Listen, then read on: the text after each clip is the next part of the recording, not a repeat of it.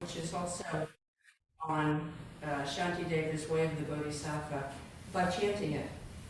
And we're going to be chanting this during service this spring, every Sunday, for a while, so we'll get to know it a little bit more if we're not already familiar with it. And I thought I would go through it to line by line, a number of the lines, not all of them, just to become more familiar with it, because it's very easy when we chant something over and over again to never actually have stopped and brought it forward into our own practice very specifically. So it was a pleasure to do that. I love this chant. So we'll take a closer look, and it's a reminder about the details of what makes up life, where we can either suffer and cause suffering, or we can be relieved of our suffering and bring relief to others as well. So that's what the Bodhisattva way is, and that's what Shantideva is reminding us about in this chant. So, and the version that we have is, you'll notice, so it's on page 56 of the chant books. And you'll notice that there are little carets above and below, and that means raise the tone of the voice 1 or 2 steps, or do we have any lower? Oh, and then the italicized lines are slightly lower. So let's begin.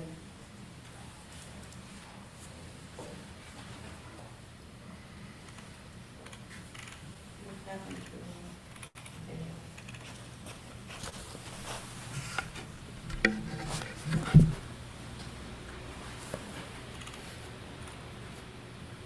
how about the mic? Is that in a good position? It's okay. Great, thank you. Shantideva's Way of the Bodhisattva. I rejoice in the virtue of all beings. To help attain the way, I offer any virtue that I have. May the pain of every living creature be completely cleared away. May I support the life of boundless untold beings, just as does the earth, enduring as space itself. May I be a bridge, a boat, a ship for all to cross the water. May I become a doctor, nurse, and medicine for sick beings in the world. May food and drink descend, ending thirst and hunger. May I be the nourishment they need until everyone is healed. May I provide for the lost and destitute everything they need through the night to guide them. May this very life that I've received liberate the world. May even acts of harm help the violent awaken. May they all come to know each and every joy. Until free from pain, may I be life for all beings throughout the ends of space. Everything I've gained, I joyfully surrender. Every step I take, I'm moving with the world. May we all come to know the promise of this life, just as all Buddhas embraced the awakened mind, just as they embodied all Bodhisattva practices. For the sake of all, I do adopt the spirit of enlightenment, and will follow the way of the Bodhisattva.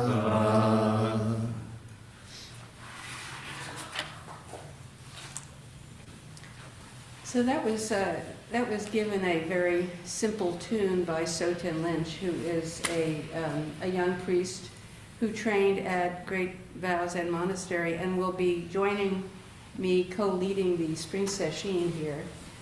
So if any of you are considering doing a retreat, this would be a wonderful one to do, and Soten will be here with us for that. So I wanted to go through line by line. And I rejoice in the virtue of all beings is the first line of this. Do you rejoice in the virtue of all beings? Virtue is not a word that we use very much. And actually, unfortunately, we seem to have collectively lost concern for it. Virtue meaning moral excellence or goodness or integrity. In our collective public and media sphere, we're awash in corruption and self-servingness and skepticism, rather than concern for what is virtuous, meaning what is the best way to use a human life? What is a tender, caring, kind way to use this mysterious life each of us is given? Instead, we're living in a very harsh environment. It's not just now, it's always been a harsh environment for what with one thing and another. But we don't often refer to valuing virtue. Virtue has an energy of kindness in it. We can feel it when we are in the presence of it. It is an upaya, a skillful means for a spiritual path in life. And all of us here are choosing to regard our life as a spiritual undertaking. Our life path is strengthened naturally by the practice of virtues. Virtue is what our practice helps us cultivate, specifically through precepts. We articulate what goes into living as a virtuous human being, and then we continually look into how to enact in our life and embody. This is what the Bodhisattva way is, embodying the virtues that are available when we recognize we can choose how we show up and what we contribute, the quality of what we offer. We look at our own behavior of body, speech, and mind. The quality of our thoughts. The quality of our thoughts. So, that's one thing that gets so clear when we're doing regular Zazen. We really notice. We come to recognize, oh, this is a thought. This is a thought in the mind. And it conditions what we think we're doing, where we think we're at, and what we think is required of us, how we think about it. I mean, this is so simple, really. But it's worth over and over coming back to it and reminding ourselves. This is the practice of noticing our own kindness and lack of, our own presence and lack of, and also noticing it in other people. We notice, we respond when congruent with what we are met with by when we meet other people. So, really noticing when we are in the presence of virtue in someone else is taught as one of the four sublime abidings. And it's called mudita, which is taking pleasure in and delighting in other people's virtue and good fortune, which can be really challenging. It's more likely that we feel our comparing mind gets stoked up and we fall short, or we do better than, or we're jealous of, or resentful about.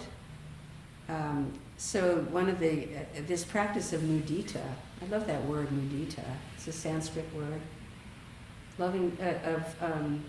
taking pleasure in others' virtue and good fortune. So when someone has been kind to us or generous, this is a time, I think of a time recently where you were on the receiving end of kindness or thoughtfulness. how it feels. And how that feeling influences how you go forward from that moment. So, when we've met with kindness, we tend to automatically pass it on. We're softened, our heart is warmer. When we meet with harshness, we tend to get defended. And that's what we bring forward from that moment. So this Bodhisattva, the way of the Bodhisattva is to really be tuning into and intending to be aware enough of our own mind and heart that we can choose kindness even when we meet with meanness. And sometimes we can, but not artificially, because there's nothing more inflammatory than when you've been mean to somebody and they get holier than thou. Oh, I see that you're very upset. And it's like you feel like giving them a slap in the nose, right? No, but this goes a bit deeper than that, is recognizing that when someone is mean or when I'm mean, what is the need that's not being actually attended to? There's always something there. So I rejoice in the virtue of all beings. We're acknowledging the innate capacity for anyone to live with a virtuous heart. And we can actually live this rejoicing as a practice. Remembering the capacity to be kind and generous and patient, and acknowledge and notice when it is being offered us, and appreciate it. As this is a moment that is sweet in a life that can be very harsh. So really, be ready to be present when that kind of thing comes along. Noticing the kindness of those who we know and also strangers. It flavors the day, how it feels when we have connection with other people. What's the feeling of it? Is it impatient? Is it too busy to look at each other and kind of pause and appreciate this moment? Or is it, is somebody being obstructionist with your own agenda? Or is somebody really being friendly when you're, in a hurry? You just see the picture. You really get it. And the intention here is to turn our attention outward instead of always being very self-referencing, which is very easy to do. We get so wrapped up in our own experience that we forget to notice that somebody else is in a very different universe, in a certain way, right? You know what I mean? We're all living in our own little universe. So this practice really lends ease and flexibility and joy to our life when we really take it up. And a little appreciation goes a long way in helping others to be more likely to forego their own meanness and offer their virtue, to pass it on. So we can take others' kindness as a reminder and an inspiration for our own, and practice rejoicing in the virtue of others. So then another line is offering any virtue that I have. It's part of what we do when we dedicate our Zen practice at the end of service. We always dedicate practice to others. And may I support the life of untold beings. That's a really big vow. It requires mindfulness in this moment, and then in this moment, and then in this moment, and on, right? We're always right here. So how do you support the life of untold beings? Well, first of all, you have to notice the untold beings. So one terrific practice in a day is to say, okay, today I'm going to notice untold beings, meaning the beings of the world, in the world that I go through today that I might not even notice usually, because they're not my usual round, right? And when you start to notice count them, all of the beings that you come across in a day. And it's very impressive. And it wakes us up to how much company there is in this life that we can enjoy and offer goodness to.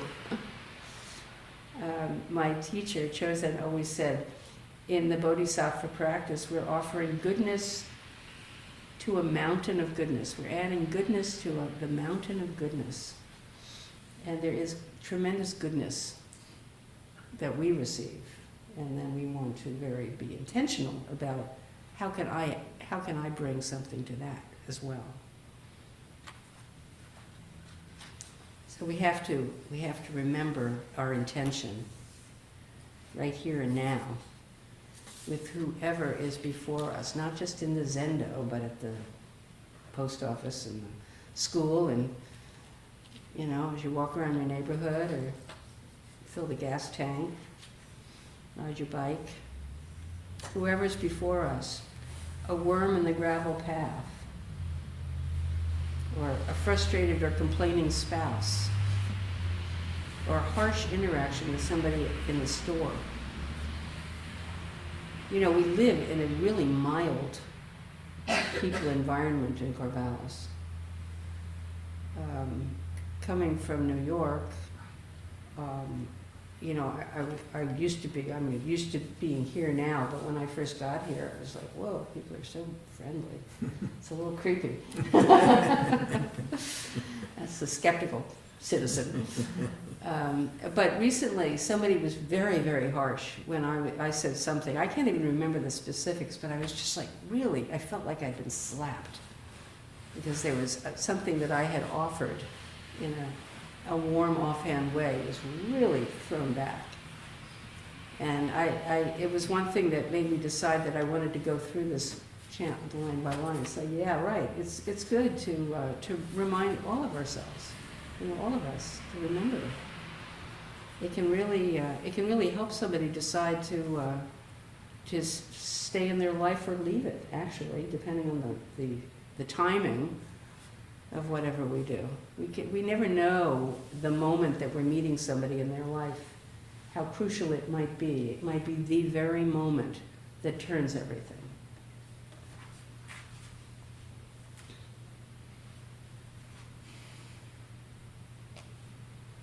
So when the Buddha taught mindfulness, he wasn't just talking about paying attention.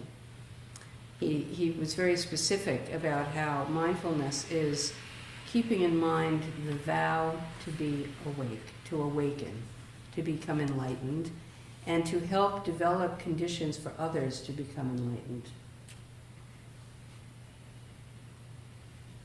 And that's something that's easily said and worth contemplating. So the next line, just as the earth, enduring as space itself, just as does the earth. And if we stop and notice that everything we have, what we eat, what we drink, what we breathe, where we lie down, where we walk, is all earth offerings to us. Everything is offered to us by the earth. Our bodies. How do we be as generous as the earth? Well, we try to take really good care of everything in our life and not to be careless. Don't get lost in distractions and forget about how important it is to be right here.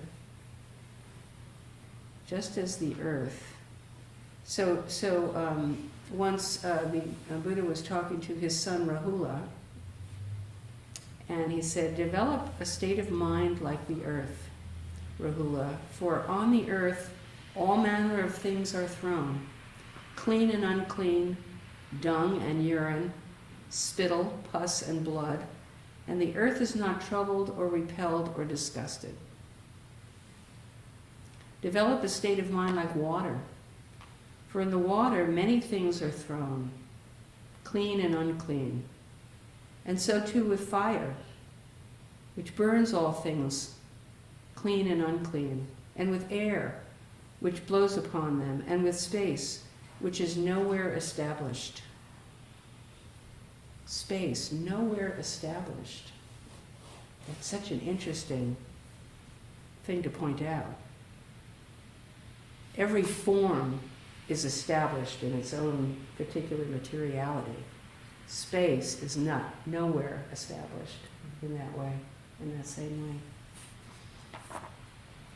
So just as the earth, enduring as space itself, everlasting, enduring, how often do we notice space? So that's another thing that this chant can remind us about, is just the specific awareness practices that we always have available to us when we're paying attention to our experience and really reflecting on it. How often do you notice space? Spaciousness. We say spacious mind. So that's another really interesting practice that we can easily miss. Being aware of space and spaces. So like, what's the edge of space? What's the edge of awareness? Take a minute and just be aware right now. Does awareness have edges?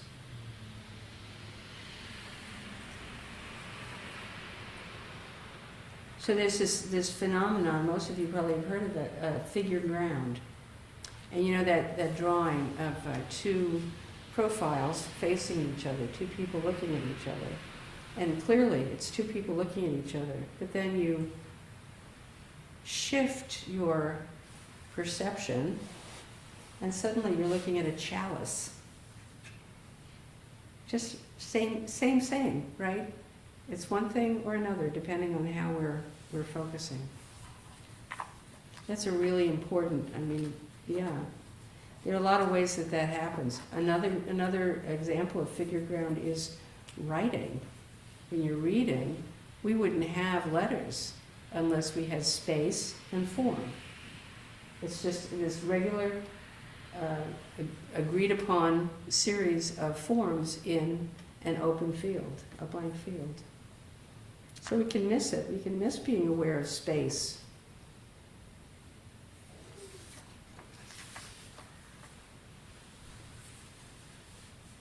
Space is a continual element that serves us in our perceptual world. Shantideva is going beyond our usual frame of reference when he brings that up.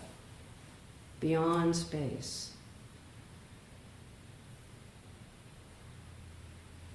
Space which is where nowhere is established.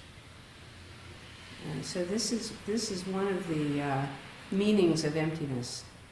We always hear that word and we think, or another word, an awful word that's used is void, the void. Ugh. Why would any of us want to discover and live from the void? But actually it's more openness, spaciousness, flexibility,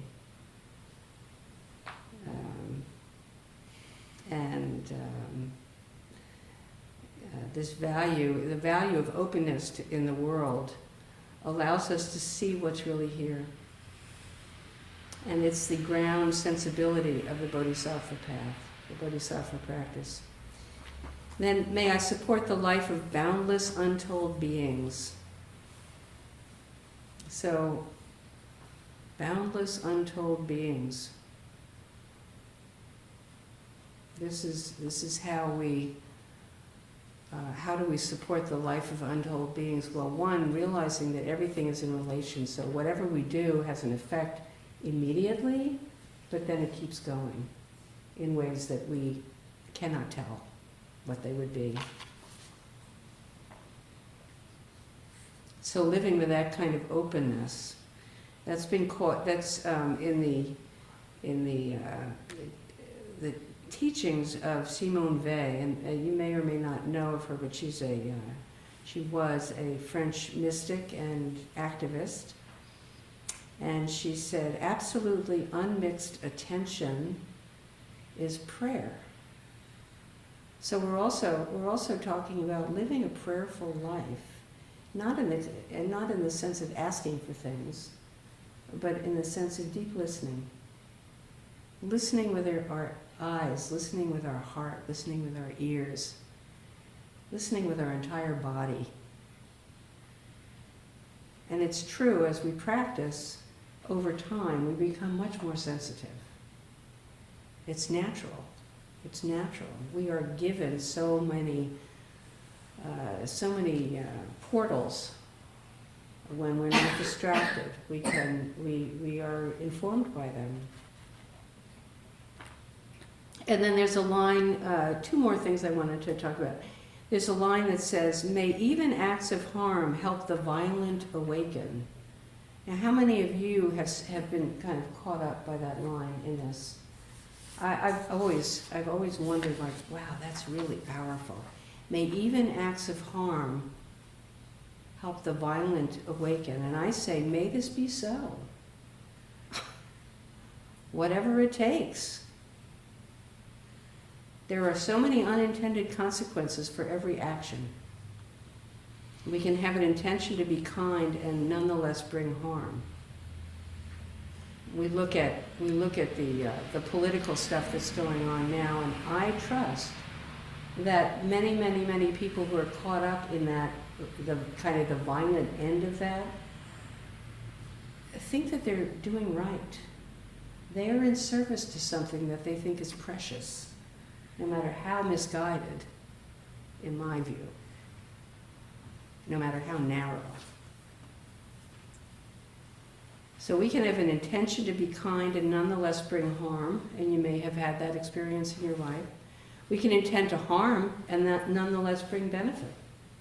And because of this, because this is true, we just can do our best. We can't know the whole thing. There are so many conditions ripening in any situation that's outside of our knowing.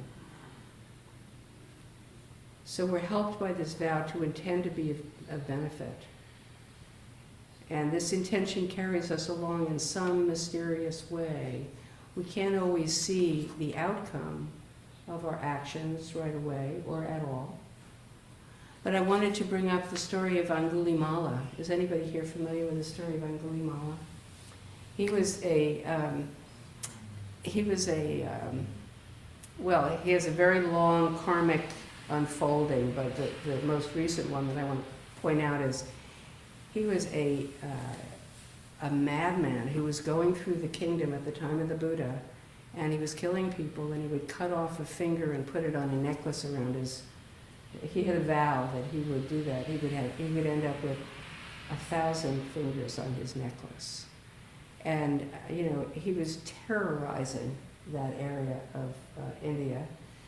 And at one point, people were saying to the Buddha would walk from village to village to village and give talks and teachings, and they were saying, Buddha, you have to be careful. Angulimala is around. Just be really careful. Don't be walking now. He's near us. And the Buddha just kept walking, and Angulimala shows up, and the villagers see him at the other end of the village. And he's rushing, but he just can't catch up to the Buddha. He can't catch up, even though the Buddha's walking in his leisurely way, the Buddha who is the leisurely one, right? He can't catch up, and he shouts to the Buddha, "Stop!" And the Buddha turns around and looks at him, and he says, "It is you who haven't stopped." And Angulimala just falls to his knees. You can tell this is this is a little exaggeration to how it went, but he had been so awash in his own terror and bringing terror to the world, and when he met somebody who was not terrified, it woke him up. He woke up, and he actually became a disciple. And he became one of the, he was known as the most tender-hearted of Buddha's disciples, the most compassionate one. So we never know what our own clarity and warm, supple heart will bring to somebody who is deeply caught up in violence. You just don't know.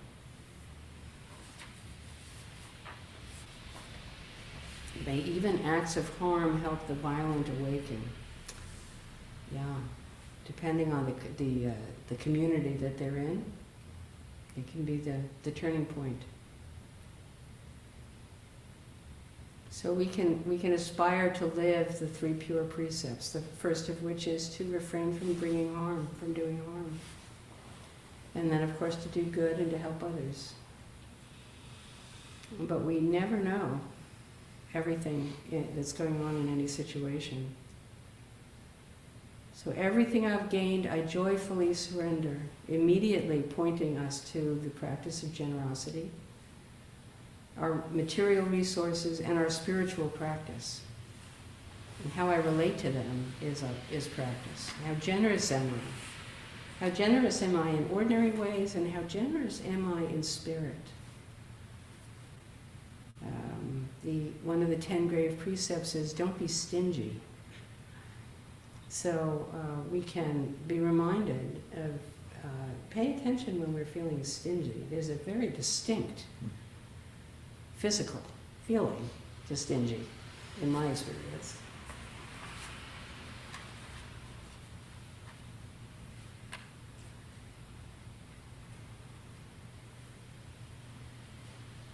Remembering that everything leans on everything else, and every step is dependent on the step before and the earth. Everything functions together. There's nothing to be gained and nothing to be lost. This is the message in Shantideva's way of the Bodhisattva, and this is our practice. Every step I take, I'm moving with the world. May we all realize this in our own life. Every step I take, I'm moving with the world. It's a beautiful mantra.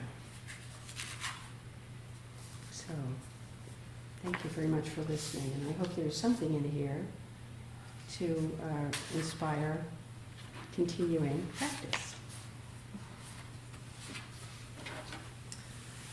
Please turn to page 5.